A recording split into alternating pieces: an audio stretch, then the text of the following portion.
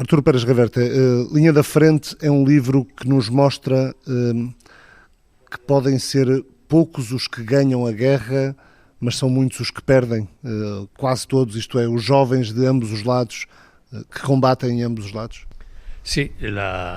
Sim, se olharmos para a Guerra Civil Espanhola, na minha família vários combateram, lutaram de ambos os lados, como foi frequente o caso, e nem aqueles que ganharam, nem os que perderam se consideraram vencedores. Todos eles disseram que tinham perdido. E é verdade, numa guerra todos perdem. Os 4 ou 5 que lucram com isso, aqueles que manipulam bandeiras e hinos nacionais e negócios, ganham. Mas a grande maioria das pessoas perde. Ou seja, se uma pessoa pensar na Guerra Civil Espanhola, a percepção geral é que havia um lado bom, que era o lado republicano, e havia um grupo mau, que era o lado franquista, mas quando uma pessoa se aproxima mais, não está tudo assim tão claro. Há vítimas e carrascos em todo lado, há criminosos em todo lado. Gostava de citar aqui umas palavras na página 297, quando o camarada capitão Bascunhana diz à sua camarada de armas Pato: vi assassinar muita gente, não por se sublevarem contra a República, mas apenas por terem votado na direita. Vi crianças fuziladas por serem da Falange, mulheres a quem davam um tiro depois de as acusarem de fascistas e de as violarem. Vi criminosos libertados da prisão, vestidos de milicianos, irem matar e roubar os juízes que os tinham condenado. Portanto, há bons e maus sentimentos em ambos os lados.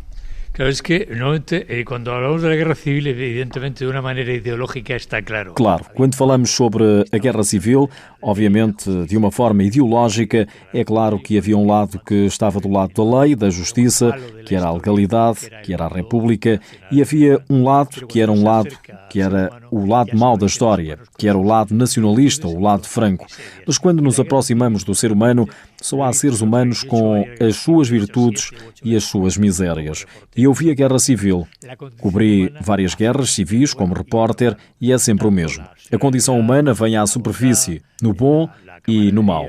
Solidariedade, bondade, camaradagem, compaixão, bem como mesquinhez, maldade e crueldade.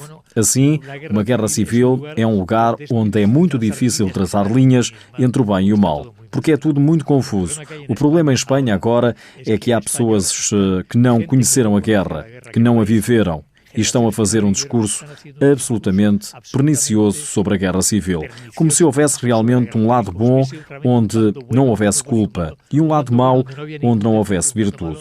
E isto é até perigoso.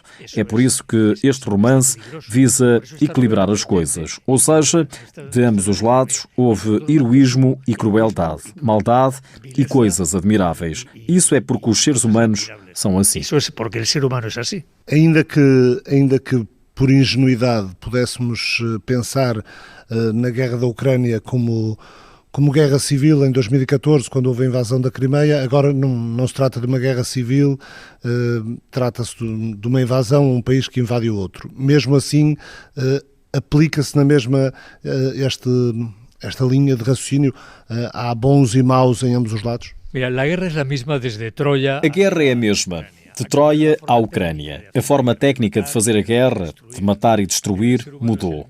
Mas o ser humano é o mesmo. Assim, na guerra ucraniana, que é a guerra mais recente que todos nós temos, todos vimos na internet imagens dos dois lados a fazer atrocidades e a fazer coisas heroicas. Os russos fazem coisas terríveis e belas. E também vimos prisioneiros mortos, prisioneiros russos mutilados por ucranianos ou ucranianos mutilados por russos. Esse é o ser humano. Assim, é claro, a guerra é o ser humano levado ao extremo da sua bondade e do seu mal. E foi exatamente isso que aprendi quando era repórter de guerra, que os seres humanos não são desprezíveis nem admiráveis e que ambos o são ao mesmo tempo. Essa é a lição que tentei trazer para o romance no livro Linha da Frente. Nesta guerra no território ucraniano parece haver muito aquilo que descreve na página 260. A guerra está a ser com demasiada frequência a teimosia de uns e de outros em torno de um ponto que se toma, se perde, se volta a tomar e a perder, e os dois contendores esvaem-se em sangue agarrados a ele até quando deixa de ter valor tático ou estratégico. Por eso elegí la batalla del Ebro. Sim, foi por isso que escolhi a Batalha do Ebro. A Batalha do Ebro é a batalha mais dura e mais sangrenta da Guerra Civil Espanhola. 20.000, houve 20.000 baixas, morreram em ambos os lados. Portanto, é uma batalha que começa por uma razão que é, digamos, estrategicamente importante e acaba por ser um simples choque de carneiros. Um confronto para ver quem tem mais tomates e quem consegue resistir mais tempo. E foi disso que se tratou a Guerra Civil Espanhola. Essa crueldade complementar que é produzida não pela ideia, mas pela teimosia, pelo vamos ver se posso ganhar, vamos ver se posso ganhar a todo o custo. Isso tornou-se uma guerra muito sangrenta e muito difícil. Como é que tem visto esta guerra no leste da Europa? A Ucrânia é uma guerra mais. Eu hice a guerra dos Balcanes, não? A Ucrânia é apenas mais uma guerra. Cobri a guerra dos Balcãs. Uma coisa é que os eslavos são um povo muito duro, um povo muito cruel, um povo muito violento, por razões históricas. Por isso é claro, tal como a guerra na Iugoslávia e a guerra no Kosovo, há um fator local muito importante. São guerras particularmente cruéis por causa disso. Mas bem, é uma guerra de atrito, uma guerra que, insisto, o bem e o mal são relativos. Obviamente que se está com os ucranianos e não se está com Putin, mas quando se trata de abordar o ser humano, qual é a diferença entre um rapaz russo de 18 anos e um rapaz ucraniano de 18 anos também na linha da frente? Nada, nada. É isso. Essa é a grande lição da guerra, de todas as guerras. De todas as guerras. O seu livro é também uma homenagem à geração dos seus avós e dos seus pais por tudo aquilo que passaram na Guerra Civil Espanhola? Sim, há também algo muito interessante, que é o meu pai, o meu tio, toda a minha geração. Os nossos pais e avós viveram durante a Guerra Civil e não nos disseram nada sobre isso. Não queriam envenenar-nos com ideologias ou ressentimentos. Foram muito prudentes connosco. Falavam muito pouco e, quando falaram sobre a Guerra Civil, fizeram-no mais com silêncio do que com palavras. Eles queriam manter-nos afastados do ódio que tinham experimentado. E quando essa geração morreu, quando outras gerações de jovens políticos que não tinham conhecido a Guerra Civil apareceram, trouxeram de volta o discurso do ódio. Trouxeram de volta o confronto que tinha sido ultrapassado. O que é triste é que, neste momento, a Guerra Civil é uma arma, um instrumento político nas mãos dos políticos, quando nos anos 70 e 80 tudo tinha sido mais do que perdoado, serenado e superado. Ou seja, a guerra usada como instrumento de contaminação ideológica?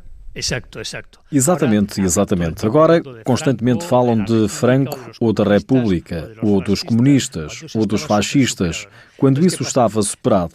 Assim, o que acontece quando uma geração de jovens políticos sem formação cultural, sem argumentos intelectuais sólidos, não tem nada a discutir.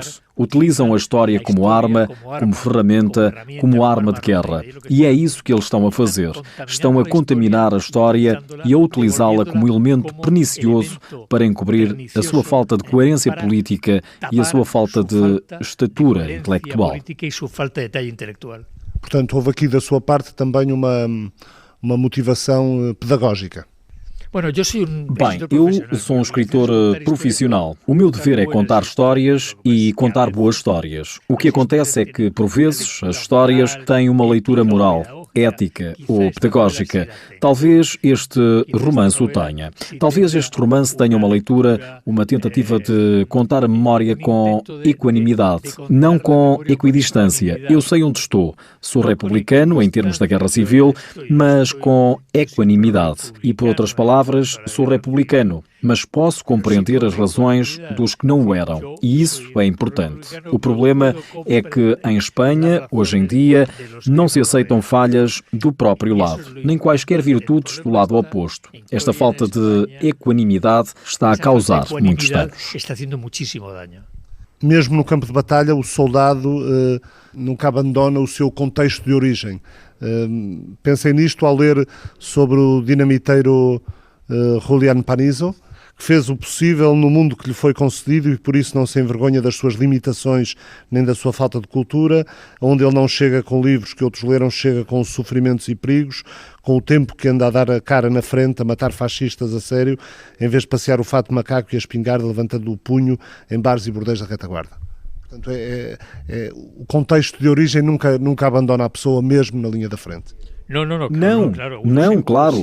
Uma pessoa é sempre presa da sua própria memória, do seu próprio passado, do seu próprio e quase da sua própria ideologia. Mas também, tal como o dinamitador Panizo, aparece no romance, aparece do outro lado um jovem alferes da legião, um jovem que está a lutar pelos motivos opostos a este, que tem motivos tão poderosos como os de Panizo para lutar. E é isso que quero dizer, que em qualquer guerra, os dois lados, os seres humanos, todos têm motivos igualmente poderosos. A linha do bem e do mal, quando nos aproximamos do ser humano, fica muito desfocada. É por isso que é tão perigoso e tão prejudicial esquecer isso. Há também da parte deles que estão na linha da frente um certo ressentimento em relação aos que dão ordens, mas ficam na retaguarda, ficam atrás. Sim, que temos visto. Normalmente, na minha experiência pessoal, tenho visto muitos chefes incompetentes enviarem jovens para a morte sem qualquer remorso. E eu vi-o na Nicarágua, em El Salvador, no Líbano, nos Balcãs. Já o vi muitas vezes. Assim, o ressentimento do combatente que se defende, que luta contra aquele que está na retaguarda, envia-o e não luta, é óbvio. E também queria refleti-lo neste caso. A guerra é sempre guerra, não mudou nada, é sempre guerra a mais. É uma frase do Major O'Duffy no seu livro. Sim, é verdade, porque eu também quis, neste romance, mostrar o ponto de vista de como fomos vistos de fora, o ponto de vista estrangeiro, como os meios de comunicação internacionais e os jornalistas estrangeiros veem os espanhóis, os ibéricos em geral. E foi por isso que introduzi certos elementos e personagens, para dar uma visão exterior que não fosse visceral e interior. E a propósito, isto faz-me pensar que Portugal também viveu essa guerra de uma forma muito intensa. Houve gente que participou, que foi para lá. Foi uma guerra que foi vivida com grande interesse aqui. Eu sempre disse que nada do que acontece em Portugal e Espanha é estranho um ao outro. Para mim, continuamos a ser o mesmo espaço. Para mim, a Ibéria existe. Eu sou como Saramago, sou iberista. Não acredito que nada do que acontece em Portugal possa ser estranho à Espanha. E entristece-me muito quando a Espanha esquece que Portugal está lá e quando a Espanha vira as costas a Portugal e à sua história. A Guerra Civil Espanhola foi uma guerra civil que se viveu com grande interesse e paixão também em Portugal. Em Portugal. O livro acaba com uma frase sobre o personagem Saturiano Bescos, que nunca disse uma palavra sobre a Guerra Civil. Depois de um relato de mais de 600 páginas e de muitos diálogos na guerra, durante a guerra, nas trincheiras, fica o silêncio. Já falou no silêncio há pouco. É um silêncio pesado, insuportável, que muita gente carrega depois da guerra e às vezes carrega para o resto da sua vida? Este silêncio a que me referi anteriormente é um silêncio que tem duas razões. Antes de mais, uma razão prudente. Em primeiro lugar, eles não querem envenenar os jovens com as suas memórias. E o outro é pessoal. Eles não querem reviver. Foi tão difícil, tão cruel. O meu pai foi para a guerra. O meu tio Lourenço foi para a guerra. E o meu avô foi para a guerra. Eles nunca disseram nada. Nunca me disseram nada porque era doloroso para eles lembrarem-se. Imagina uma criança de 20 anos com toda a sua vida à sua frente, ou 18 ou 19 anos que deixa a escola, que deixa a sua família, que vê a morte, que é mutilado, que vê sangue, mata, que pode ser morto. A enorme tragédia, o tremendo choque psicológico, traumático, para uma pessoa jovem viver isso. É natural que não queiram recordar. É normal que eles não se quisessem lembrar, que queiram manter o silêncio, um silêncio terapêutico, digamos, psicoterapêutico. Eles queriam esquecer e que nós, jovens, não soubéssemos. E todos estes imbecis de políticos espanhóis estão a recuperar um certo discurso e a trair o silêncio dos homens que fizeram a guerra. O que mais me irrita é que estes políticos espanhóis, indocumentados de hoje, sem memória e sem cultura, estão a trair o silêncio prudente e compassivo de homens bons que fizeram de ambos os lados a guerra civil. Quando diz políticos incompetentes, impreparados, imbecis, espanhóis, atravessa todo o espectro político? Vai do Podemos ao Vox, passando pelo PSOE e pelo PP? Absolutamente todo o espectro político. Qualquer pessoa que me tenha lido sabe muito bem que, quando falo disto, refiro-me a todos eles, não? Se há uma coisa que, como espanhol, eu não gosto profundamente, é a baixa estatura intelectual do espectro político espanhol, desde a extrema-direita até à extrema-esquerda. O seu livro já foi considerado o grande romance da reconciliação nacional, disse o jornal El Cultural. Júlia Navarro disse: há muito mais verdade histórica no Linha da Frente do que na história que os políticos nos querem contar. É sobretudo isso que nos tem falado também.